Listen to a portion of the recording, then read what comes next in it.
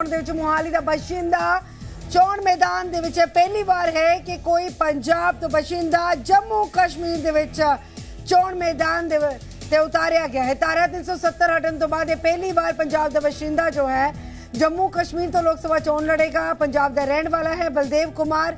ਅਨੰਤਨਾਗ ਰਾਜੌਰੀ ਸੰਸਦੀ ਖੇਤਰ ਤੋਂ ਆਜ਼ਾਦ ਉਮੀਦਵਾਰ ਵਜੋਂ मैदान ਦੇ ਵਿੱਚ है। ਇਹ ਵੀ ਦੱਸ ਦਈਏ ਕਿ ਆਜ਼ਾਦ ਉਮੀਦਵਾਰ ਦੇ ਤੌਰ ਤੇ ਉਸਨੇ ਆਪਣਾ ਨੋਮੀਨੇਸ਼ਨ ਪੇਪਰ फाइल किया।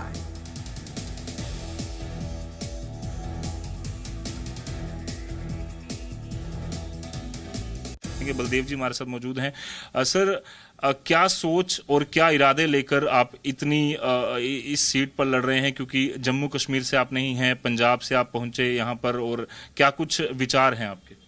मेरा ऐसा है, मैं रहता नया गांव मोहाली डिस्ट्रिक्ट पड़ता है नियर चंडीगढ़, लेकिन मैं पिछले 20 साल से समझो कश्मीर में ही रह रहा हूँ, समाज सेवा कर रहा हूँ।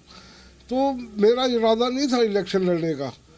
मुझे कश्मीर वालों ने ही ये कहा, चाचा आप उठो इलेक्शन में, हम आपको जिताएंगे, आपके हाथ में पावर देंगे, चंडीगढ़ में कश्मीर हाउस बनेगा। मेरे को गवर्नमेंट जगह नहीं दी, मैं सिर्फ 2 एकड़ जगह मांग रहा था। मेघा पाटेकर को गुजरात में उसका जो NGO है, मैं भी हमारे NGO को चाहिए ज़मीन, मेरे को नहीं चाहिए। मैं 2 एकड़ मिल जाए तो मैं उसमें 100 कमरे बना दूंगा। अब मेरे पास लिमिटेड 6 कमरे हैं। मैं कश्मीरियों को रखता हूँ, कश्मीरी ज़्यादा आ जाते हैं पेशेंट, तो मेरे को प्रॉब्लम होती है, उनको भी प्रॉब्लम होती है। तो मैं कहा मेरे हाथ में पावर नहीं है, गवर्नमेंट मेरे को जगह नहीं दे रही। तो कश्मीरी अवाम बोला, चाचा आप चुनाव में उठो, हम आपको पावर देंगे, तो वहाँ कश्मीर हाउस बनेगा, सभी कश्मीरियों का रहना खाना पीना फ्री। अभी 20 साल से चल रहा है। बट ये लगाव आपका कश्मीरियों की तरफ कैसे है? ये अगर आप सुनना चाहोगे 2 मिनट में मैं आपको बता दूंगा। आज से 20 साल पहले हमारे पड़ोस में कश्मीरी आए, तो मेरी दुआ सलाम हो गई उनसे। उस समय कश्मीर में उग्रवाद बहुत था, तो मैं कहा हाजी साहब दुआ सलाम। मैं कहा हाजी साहब कोई मेरे लायक सेवा तो बताओ। वो कहता है जी चाचा हम कश्मीरी हैं, हम होटल पे खाना नहीं खा सकते, मैं मेरे घर खाओ। तो वो बोले हम 10 जने हैं, मैं चाहे 20 हो, हमें कोई परवाह नहीं। तो मैं कहा लंगर हम लगाते ही हैं वैसे ही। तो वो खाना खाने लगे। 10 दिन बाद मैंने फिर पूछा, मैं कहा हाजी साहब कोई मेरे लायक और सेवा बताओ। वो बोले कि हम कश्मीरी मोमडन है। मैं कहा ठीक है जी। क्या हम गोश्त खाते हैं। मैं कहा आप खाओ कोई बात नहीं। ओहो, मैं कहा आपके पास बड़ी गैस नहीं है जी, छोटी गैस थी उनके पास, चाय बना लेते थे। तो मैंने मेरे घर मेरे ख्याल 5-6 सिलेंडर तब थे, 5-6 सिलेंडर अब है।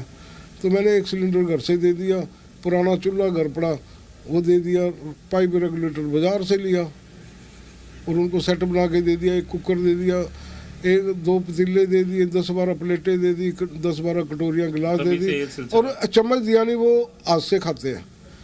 तो मैंने महीने बाद फिर पूछा उनसे, मैं कहा हाजी साहब मेरे लायक कोई सेवा हो बताओ। उन्होंने मेरा नाम चाचा रखा, मेरे को सारा कश्मीर चाचा कहता है। वो बोले कि चाचा आपने इतना कर दिया। मैं कहा मैंने कुछ नहीं किया। इस दरमियान मैंने मेरे घर टीवी पड़ा था, पुराना एक टीवी लगा दिया। सर्दी दिसंबर का महीना, ठंड बहुत थी उस साल चंडीगढ़ में भी, तो मैंने बिस्तरी भी वो दे दी उनको। तो वो बोले कि चाचा परसों हमारे पेशेंट का ऑपरेशन है, हमें 3 यूनिट ब्लड चाहिए। क्या हम कश्मीरी, हमें कोई ब्लड नहीं देता। मैं कहा हाजी साहब आपको ब्लड कोई नहीं देता, मैं दूंगा आपको ब्लड। मैंने अपने 3 रिश्तेदार भेज दिए, उनका ऑपरेशन हो गया, बहुत बढ़िया। ये आपने तय कर लिया कि आप चुनाव लड़ेंगे, आपका कश्मीरियों के साथ एक रिश्ता 20 सालों से रहा, क्या क्या काम आपने किए? मैंने वहाँ बहुत ब्लड कैंप लगाए। हर ब्लड कैंप पे मेरे बच्चे खून दे गए। मैंने लेह में भी लगाया 14 सितंबर 2019 को, लेह में भी लगाया, और मेरे बच्चे खून दे के आए। और जब बाढ़ आई मैं चावल का ट्रक लेके आया, और उसमें और भी बहुत सामान आया। 90 जोड़ी जूते, 125 जैकेट, जर्सियाँ, 85 किलो खाने पीने का सामान। उस समय टीवी वाले कह रहे थे कि पानी जहरीला हो गया कश्मीर का, मैं चावल जहरीला हो गया, इसलिए मैं ट्रक ले गया। फिर 120 बोतल पानी की ले गए थे हम। तो बंटी, गरीबों को कंबल बांटे और दवाइयाँ बांटी। वीडियो जर्नलिस्ट मानिक के साथ जोधपुर जी मीडिया जम्मू।